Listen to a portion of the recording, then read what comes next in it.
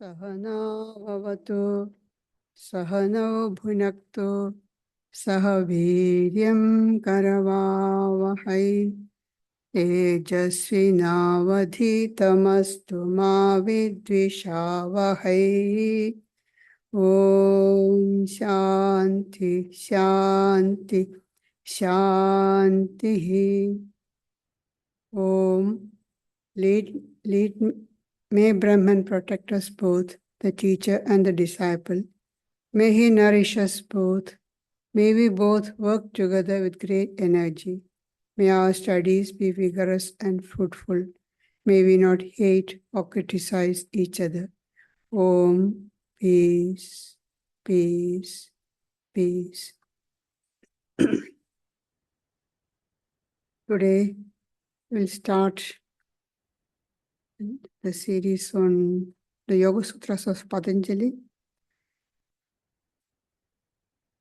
So, what is Yoga Sutras? What is yoga?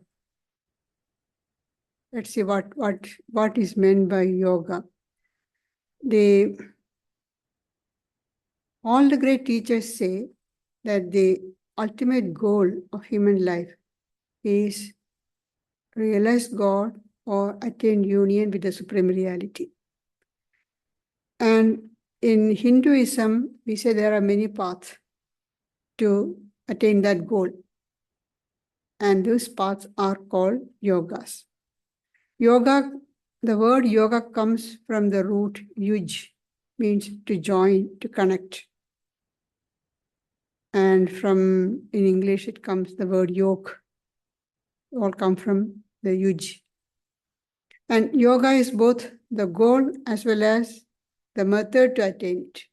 The goal of the practices is to attain union of the individual soul with the Supreme Soul or realize God. And the path is also called yoga. We have the different 4 paths that we mainly say.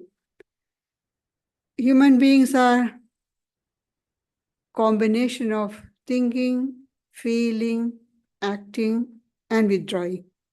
When not that all these say 25%, not like that. There may be more and less in different people. And when thinking means more, the person is more intellectual. So they like to follow the path of knowledge. Feeling is emotion. And such people would like to follow the path of bhakti, love of God. Then acting, some people are more active and they follow the path of karma, action. And then withdrawing, that is withdrawing from the mind, from the external world, and the contemplation. And such people, they prefer to follow the path of Raja Yoga.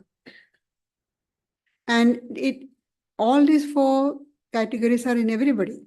But the dominant one will be dominant, the other will be subordinate. The dominant one determines, the dominant tendency determines what path you follow in your spiritual practices.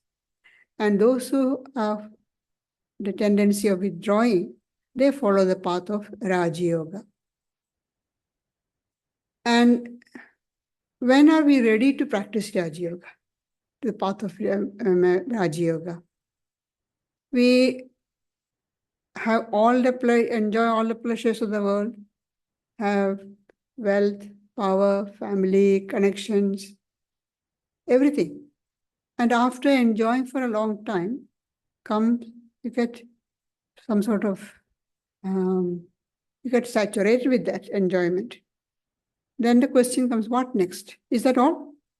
You see, you go on enjoying every day the same thing, get up in the morning, get ready, go to work, and then come back evening, meet up with friends, dinner, go to sleep, again the next day same thing. Is that all? There's nothing else in this life? What next?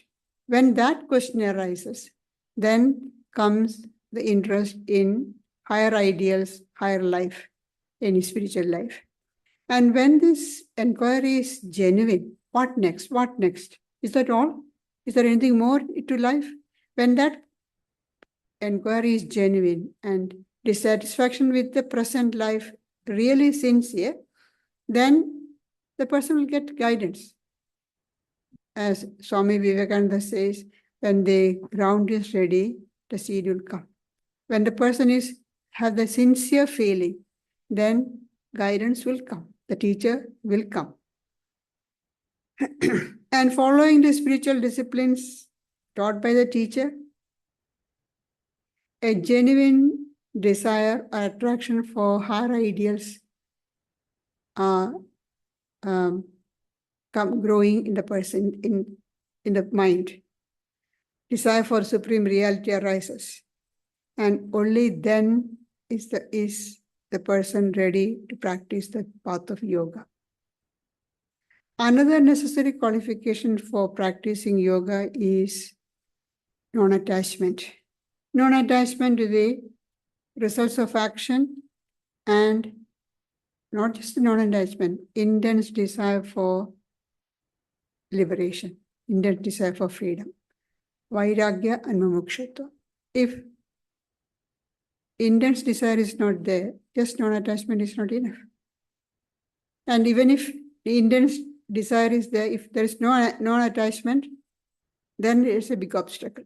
So both are needed. Non-attachment to the results of the action and intense desire for freedom.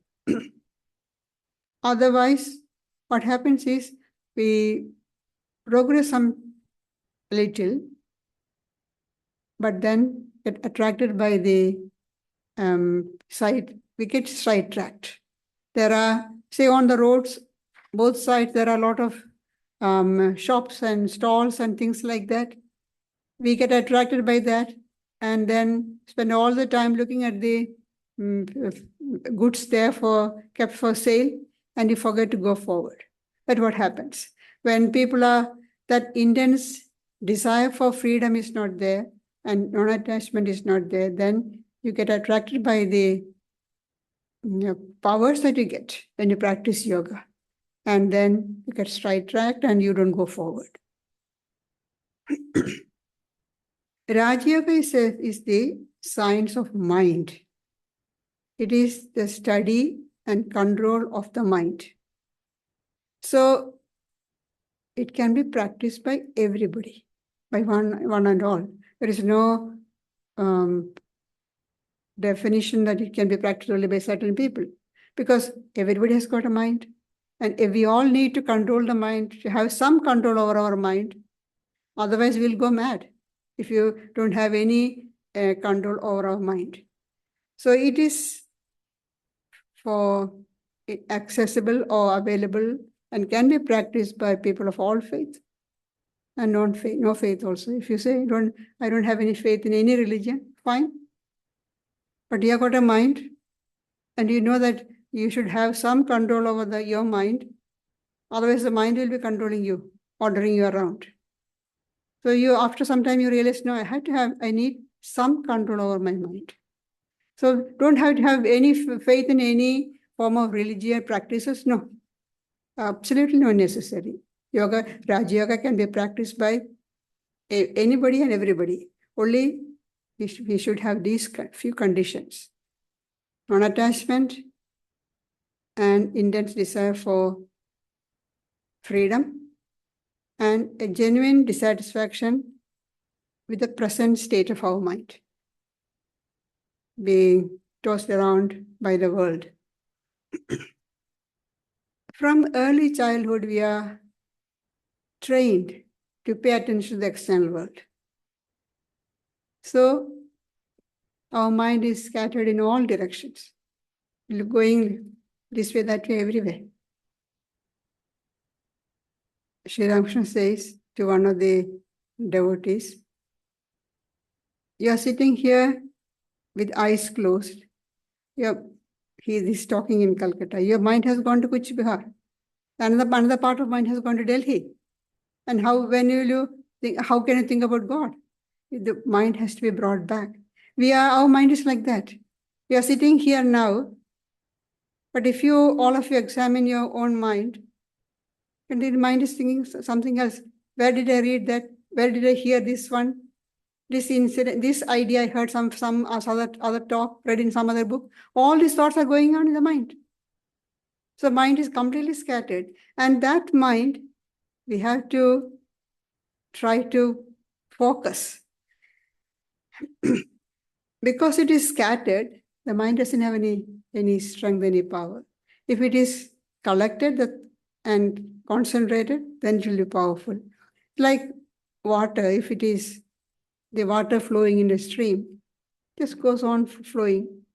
You stop the stream by building a wall, and then that water can be used to produce electricity even. So it becomes powerful. Sun's rays are always everywhere. You stand outside, you don't get burned, but you use a lens, convex lens, and put a piece of cotton wool. You can see after some few moments it burns. So what happened? It was collected, concentrated. So concentration gives power. Concentration gives force. In mind, in Raja Yoga, what we do is we are controlling the mind, concentrating the mind, and turning it on itself, not on something else. Here, the person who is observing, the object which is observed, and the tool or the instrument for observation is all our mind. There's nothing else. So the mind is the observer, mind is observing. Observing what? The mind. With what? With the mind. Everything is the mind, different parts of the mind, different states of the mind, different state. When mind is in different states, it's the same mind, but everything is the same mind. That's why we say Raja Yoga is a science of mind. And this disciplining or concentration is necessary not just in the spiritual field, but in ordinary life. If you want to do anything properly to achieve success, you have to concentrate. If your mind is distracted, you won't be achieving success. Now, yesterday we had this game. How much the athletes, those people, the players who have been concentrating. With great concentration, their mind, however much the crowd cheers or ridicules them, their mind is not going anywhere. They're completely focused on the game. Only then they achieve success. The same in any field. If you want to achieve success, you have to concentrate your mind. And another interesting thing about Raja Yoga is that you don't have to wait till you get the final goal to reap results. As soon as you start practicing, a little bit of practice, you start getting the results. In every bit of the effort to calm the mind will give result. And that's why this practice is very important in the present environment. Social environment is a lot of stress and strain. So we need to calm the mind. The most important text that we follow in the study of Raja Yoga is Patanjali's Yoga Sutras. Patanjali has written the Yoga Sutras, but he doesn't claim to have discovered and propounded it. No. He is not claiming to be the founder or originator of this yoga system or philosophy. It has been there for thousands of years, practiced by sages. Or what Patanjali did was he collected all these spiritual practices which was around for thousands of years, coordinated them together and arranged them into a system. And it's called Sutras, Patanjali's Yoga Sutras. Sutra literally means thread. That is a bare thread of the teaching or instruction. There is no elaboration, just a few words. Why didn't I elaborate? In the Bhagavad Gita, you can see full sentences. The verses of the Gita, the shloka of Gita are full sentences. Here, in the sutras, sometimes there is no subject, sometimes there is no verb. Most of the time, just a few words here and there.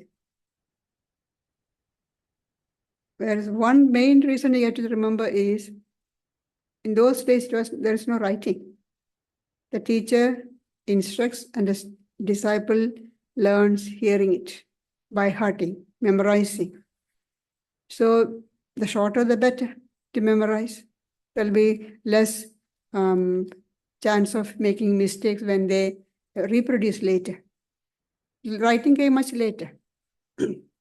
So that is why these Yoga Sutras, whether it is that we have got different one, Brahma Sutras are there, Yoga Sutras, Narada Bhakti Sutra, they all need commentary. Because if you just take the one word from the sutra and look into the Sanskrit English dictionary, you may sometimes, for some words, you can see a whole page of meaning. So which one shall we apply for this particular sutra? It's very hard. So we need the commentary of not just scholars, those who have attained, who have realized. We have got great commentators. So who are saints, who have realized.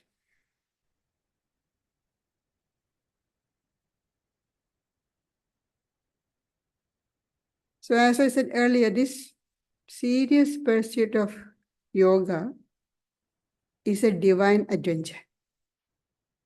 It's not just for taken just as another hobby or some pastime. Or today, this Sunday, I'm free. I don't have any party, can't go for, it's raining, can't go for outing, excursion. Let me go Vedanta hall, there is some talk there. Let me go and listen. Oh, this Yoga Sutra, let me practice what it says. It's not like that. It has to be taken seriously. It's a serious, spiritual, divine adventure, not taken to be as a hobby or just another fad. Everybody is practicing yoga. Let me also practice yoga. It's a fashion. No, it cannot be taken like that. It can be taken only when you understand that misery and suffering are an inherent part of life. And the only way out of it is to realize the divine which is within. Only when you have that firm conviction, then you can start practicing this yoga. So Swami Vivekananda says, this is no child's play. No fad to be tried one day and discarded the next. I practice for a few days, no results. No, let me go. Let me go and try something else. No, it's not like that. It is lifetime practice, not just one life, many lives perhaps. So Swamiji continues, it's a life's work, and the end to be attained is well worth all that it can cost us to reach it, being nothing less than the realization of our absolute oneness with the divine. When the goal is very high, you have to pay the price. We must be ready to pay the price for that. If there is no quick method, no instant results, no.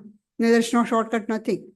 You have to exert yourself day after day for a long time. Sri Ramakrishna says the story of two yogis. When Narada, the divine sage, was going around, he met two yogis practicing their austerities. So seeing Narada, they realized that, oh, he's a divine sage. He has free access to the Lord. So they asked, where are you going? He said, I'm going to see the Lord. Can you please, the first yogi asked, can you please ask him when I will have realization? All right. After some time, he came across second one.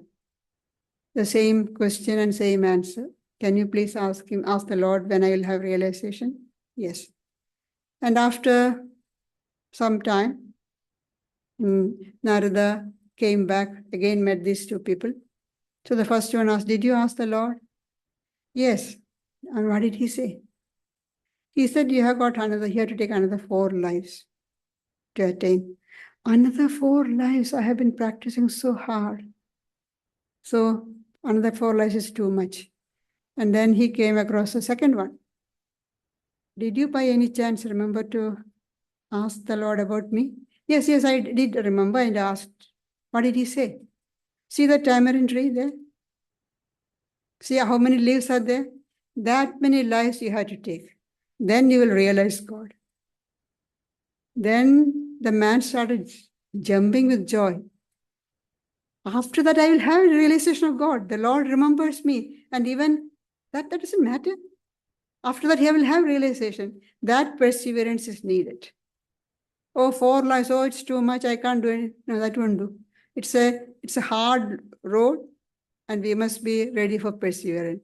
Practice, practice, practice. So with that, we come to the actual sutras. I'm not going to say anything about the first sutra. It is just, Patanjali says, Atha Yoga Nishasanam, we are expounding now the yoga is expounded. But the second one, Yoga's Chitta Vritti Nirodhaha. What is yoga? Yoga is the control of the modifications, control of thought waves in the mind. That's modifications in the mind.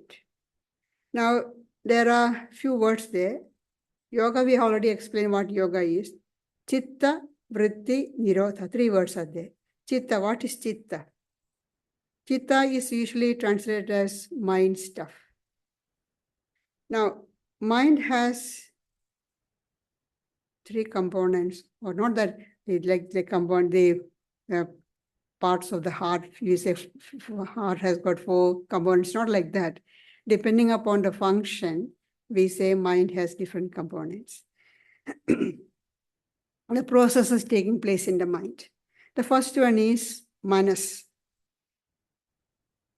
which is the receiving station. All the impressions that come from the external world, everything comes there. So it's a vast area, and this receiving station. Second one is buddhi, the discriminative faculty.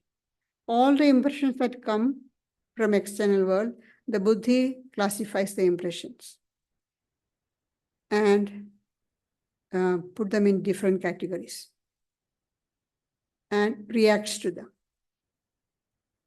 Then comes the ahankara, the ego sense.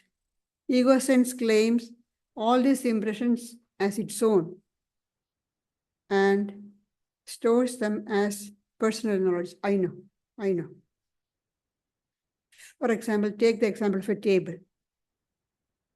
I see an object in front of me. The eye is just an instrument. It's not it's not the organ of vision. The organ of vision is the brain center. If the brain is damaged, the eye may be perfectly all right, but you won't see the object because the brain is the actual organ of vision. The brain center is the actual organ of vision. So we have got perfect eye. The brain center is working all right. Still, you may not see if the mind is not there. Suppose I'm absorbed in reading something. My brain center is for the hearing is fine, the ear is all right. But I don't hear the doorbell. I don't hear the phone ringing because my mind is concentrated here. Mind is not attached to the ear or the brain center.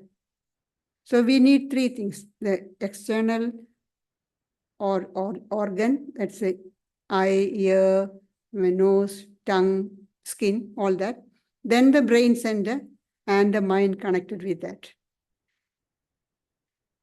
Hearing all that, the mind takes the impression, buddhi compares the incoming impression with what is already in there. So buddhi compares is that, yes, this picture is there. Picture of this particular object is there. It's a table. And at the moment buddhi determines as a table, the ego, ahankara comes in. I know it's a table. I comes in. All this process takes place so quickly that we cannot distinguish one from the other. The moment we see an object, we know it is a table. If we have seen it one before. If we haven't seen something before, then it takes some time because the buddhi has to realize it's there. Search everywhere. No, it's something new. It's not there. Then the question comes, what is it? Then the buddhi, the ego will say, I don't know. Something new, I don't know. Otherwise, the buddhi, ahankara will say, yes, ego will say, I know it's a table. All these three components and the chitta, that is manas, buddhi, ego, ahankara, and chitta together is known as antakarana or internal organs. And behind all this is the most important item, the Atman, the self, which is unchanging and which is giving consciousness to all these things. These by themselves, they are inert, unconscious object, ideas. But it is the presence of the Atman, the consciousness, which is giving or making all this sentient. Mind and intellect appear conscious or intelligent because of the intelligence, the consciousness present behind it. That is chitta. And what's the next word? Chitta vritti. Vritti means literally it's called translated as modifications.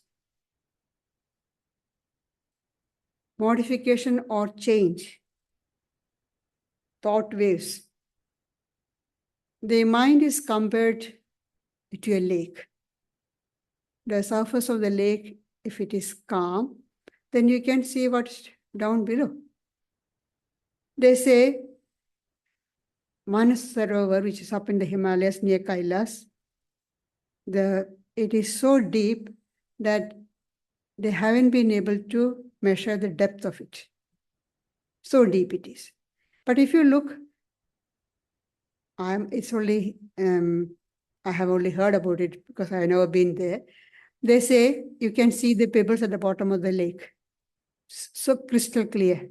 And there's no waves. The lake is really calm. When the lake is calm, you can see the bottom. But if you throw some stones into the lake, the surface breaks into waves, ripples, and you cannot see anything at the bottom. Our mind is compared to a lake. And when the mind is calm, there are no ripples on the surface, then the Atman can shine nicely, properly. But when the mind is disturbed, it's broken into ripples and waves, Atman is not shining. Cannot be seen. It's not, it hasn't gone anywhere. It's there, but we cannot see. These impressions that come from the external world, they are like stones thrown onto the surface, causing these thought waves to rise in the mind. How do thoughts arise, or where do they come from? There's infinite force in the universe. The chitta picks up some forces from there, absorbs it, and sends it out as thought. We get food, energy from food what we intake. That energy is that force is what is helping the body to move around, act, everything. But there is subtle force of that comes from the food. From that comes the thought waves, thoughts. So when they say there's so many, how many, 60,000 thoughts going through our mind, then it's no wonder that we don't see the bottom of the lake, the Atman shining there, because the mind is completely, constantly in the form of ripples. Only when there is no ripples, surface is calm, then you can see the Atman shining behind, underneath. So that is where comes the third word, Vritti Nirodha. Nirodha, control. Yoga is the control of thought waves in the mind. Yoga, Chitta, Vritti, Nirodha. What is Nirodha? Control. It is control of the thought waves. So I make you unconscious, no thoughts then, or get completely drunk, or take some drugs. No. This is all artificial means. Or press down the mind, suppression. You suppress something, then after some time it jumps back. It has to be, not through external means. To control the modification, we have to work on ourselves, on our mind. So it's, and actually Nirodha means you have got so much calmness. You are living the life with such alertness and care that whatever happens, your mind is not disturbed. Whatever, of course, the life will be full of ups and downs. Problems will come, solutions will come, happiness will come, miseries will come. But whatever happens, the mind is not disturbed. That is Nirodha. And how do we get that? How to get that state? So it's good to know why it happens. Why does the mind turn into ripples with the impressions that come from outside? Suppose one of you call me or tell me, you are a fool. Whatever you are saying is nothing but nonsense. I get so upset. But does it upset the other people sitting here? No. Because I have identified with the thought, and I get upset. This identification is what is causing the trouble, all the troubles. We have to overcome this identification of the thought waves with the ego. How can you say that to me? To me, as though if it is said to somebody else, it doesn't matter. Of course, it doesn't matter to me when somebody else is called a fool. I'm not affected because I don't have any identification. But when somebody calls me a fool, I'm get so angry and upset. It's identification of thought wave. They are thought waves with the ego. That's the cause of all these problems. And so we have to reduce this identification.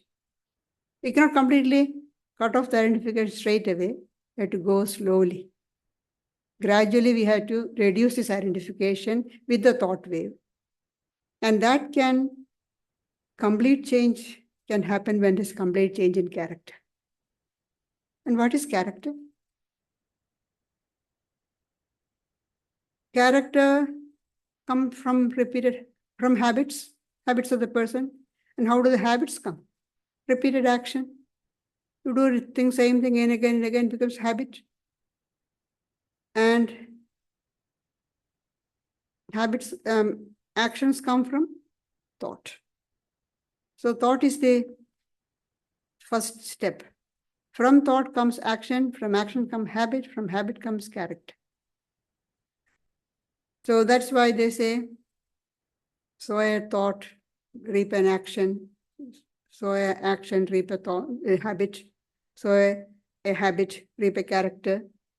Sow a character, reap a destiny. So your destiny starts with the thoughts that is going through your mind.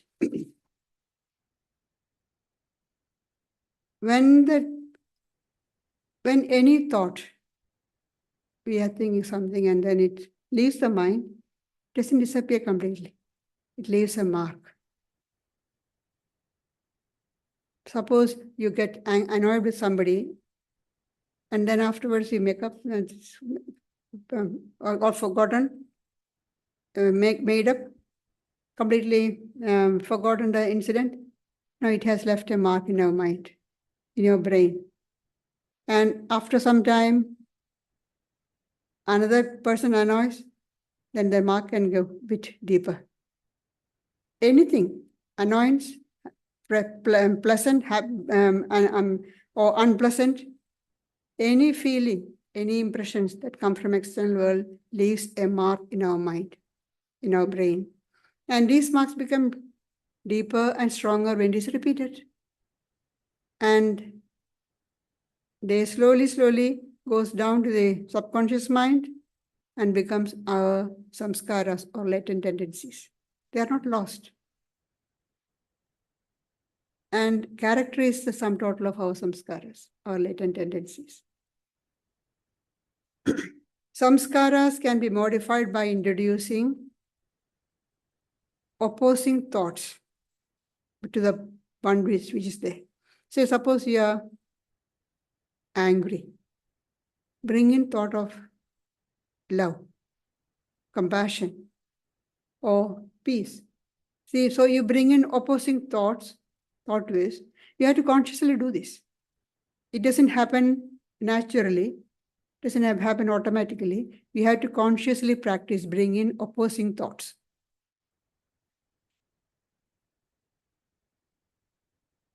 When all these thought waves are silenced or calm, then the mind becomes, the surface of the lake becomes quiet, and then Atman shines forth. In Bhakti Yoga, Karma Yoga, Jnana Yoga, we say purify the mind, remove the ignorance and all that. Whereas in Raja Yoga, we say calm the mind, calm the modifications of the mind.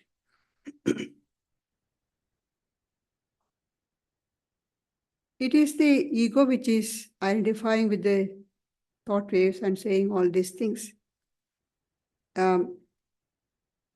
Identifying with the contents of the chitta, saying, I am happy, I am rich, I am poor, I am helpless, I am powerful, all these things. But when the thought waves are calm, there is no more thought waves, then there is nothing to identify with. There is nothing for the ego to identify with. Then, in that state of detachment, non-identification, the Atman shines forth. And that's the state of yoga. That's why Patanjali says, yoga chitta vritti nirodha. Even a little bit of that practice, it helps.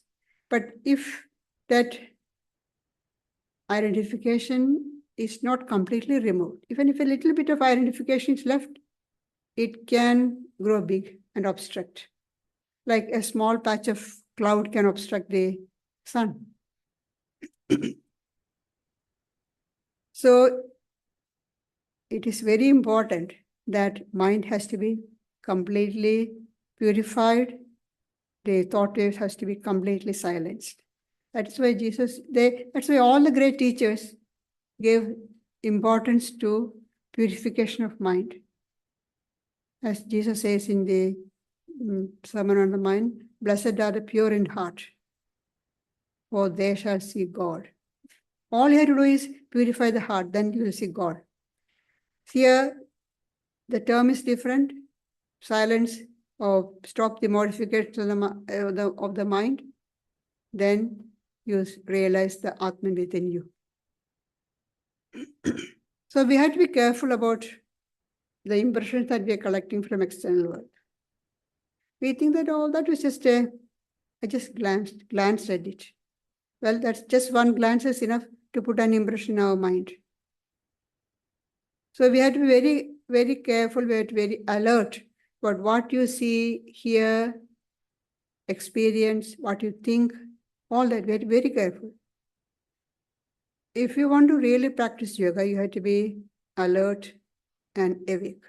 You're not going on a sleepy way through life. What say? Flowing through life won't do. You have to be really conscious. Sometimes when you sit quietly, you can see some thoughts come up in the mind. And especially once you start practicing the meditation, after some time, not in this right in the beginning. Right in the beginning, your mind is calming, you're very happy, I'm progressing. Yeah, wonderful. I'm seeing light, I'm seeing the sound Om. Oh, very good. But after some time, then everything turns on the head, topsy-turvy. Some sort of horrible thoughts, impressions come up. From where are they coming? I have never thought such thoughts in my life. Maybe not this life. Some previous lives. You don't know. They are gone down and now they are coming up from your unconscious mind, coming to the subconscious and then coming to the surface conscious level. Now, how are you to manage those things? They're terrifying. Stop the practice at all. That is running away from the problem. The problem is not solved. We have to face, as Swami Vivekananda says, face the brute. What are we doing? This is something subtle. We cannot just take it and throw it away. This is within our mind. So it is one with us. What are we to do then? Just observe them and let it go. Don't pay any attention. It was about some enjoyment. Eating some ice cream, a chocolate, cake. Well, I enjoyed that at that time. Now I don't care. Let it go. No more thinking about that. But the moment, if you think, why am I having such thoughts? I don't want to have such thoughts. You are paying attention to the thought. And the moment you pay attention, it becomes stronger. It gains power. So all we have to do is just ignore it. Observe it. Good. It was from some past life. I don't care for it now. Let it go. Just ignore it and let it go. That's the only way. According to Sankhya philosophy, the whole nature consists of three gunas, sattva, rajas, and tamas. So we are all made up of these three gunas, sattva, rajas, and tamas. And all three are in us all the time. Sometimes one is more, sometimes another one is more. That's all, dominating. When we sleep, tamas is dominating. When we are trying to pray or sit for meditation, I say trying to, because we are not actually meditating, then sattva is coming forward. When you're doing activity, then rajas is predominant. So all the three gunas are in all of us. It's the same with the mind. When our mind is full of prejudices, hatred, on all negative thoughts, the mind is dark, then it's predominantly tamas. When we are able to control some of these negative thoughts and some light comes in, we get into a very active mood, then rajas is predominating. And as we progress, more light comes in. And then the mind calms down. Sattva is coming up. All this there in the mind, different time, different things coming up. And behind that, the Atman is shining all the time. When the mind has got more of sattva, then the light of Atman comes out more. That's the only difference. Now this chitta or the mind stuff, manifests in various forms. Sometimes it is scattered. The mind is in a form called scattering. Mind is very restless, passionate, and it manifests in the form of pleasure and pain. Then another state of the mind is the darkening. The mind is characterized by dullness. Nothing, don't want to do anything, complete dullness. Not just don't want to do anything, sometimes the mind takes pleasure in harming others. That is also the state, that state of mind is also darkening. There we see people, they get joy in harming others. For no reason, just for the pleasure. That is then the mind is in state of darkening. Then there is another one, gathering. The mind struggles to center itself. That is, we can say, the state of our ordinary spiritual seekers. The mind is struggling to gather itself, to concentrate. Then comes the one-pointed. The mind is trying to concentrate. One-pointed hasn't become concentrated, but trying to concentrate. And lastly, the concentrated state, that state of the mind leads to samadhi. The mind is fully concentrated. It's not moving this way or that way. So that state of the mind is compared to the flame of a lamp in a windless spot. There's no wind, so the flame does not flicker at all. Steady. The mind is steady like that when it's concentrated. That's the state of samadhi yoga. When the mind is not moving, steady, gathered, then it's not moving at all. You think that it is completely inactive? It is useless, strengthless, no strength at all. It's the greatest strength, it's the greatest activity going on. When Swami Vivekananda gives an example, which is easier, to let the horse run free or hold the reins back. You can just let the rein loose and the horse will run in its own way, or you hold the reins back and control the horse, which takes greater strength.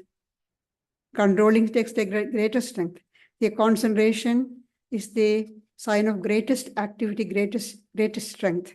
So Swamiji says, it is the manifestation of power to be calm. If you are weak, you cannot be calm. Person who is calm in a situation where everybody is frustrated, that person is really calm. That's the greatest strength he has got. It's the greatest manifestation of power to be calm. Activity is the manifestation of inferior strength. We think action. So active, so powerful. No. And according to yoga philosophy, activity is the manifestation of inferior strength. Not that there is strength, but it is inferior strength. Calmness of the superior. And with that, we stop for the day. Next time we'll think about the different vrittis, the modification that happens. If you want any discussion or question? Quick questions? Do you have question answer? Yeah. Otherwise, we'll go have meditation.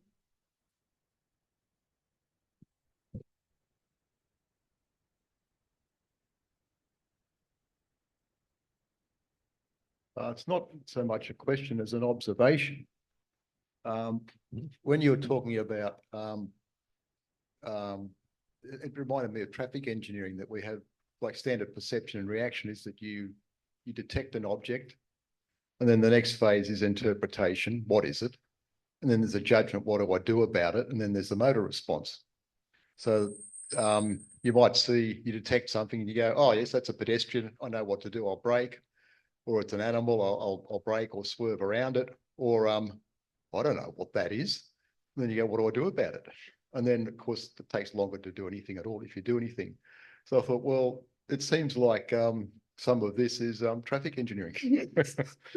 And it's like, I don't think the traffic engineers have ever been looking at this. They've just been looking at basically just doing studies on human beings responding to things and working out how this works. And it comes out that we end up in the same spot. That's right.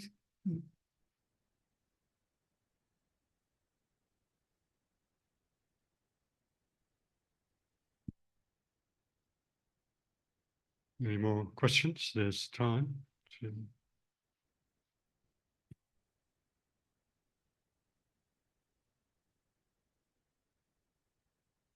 All right, we'll move on with the program. Some announcements and then a guided meditation.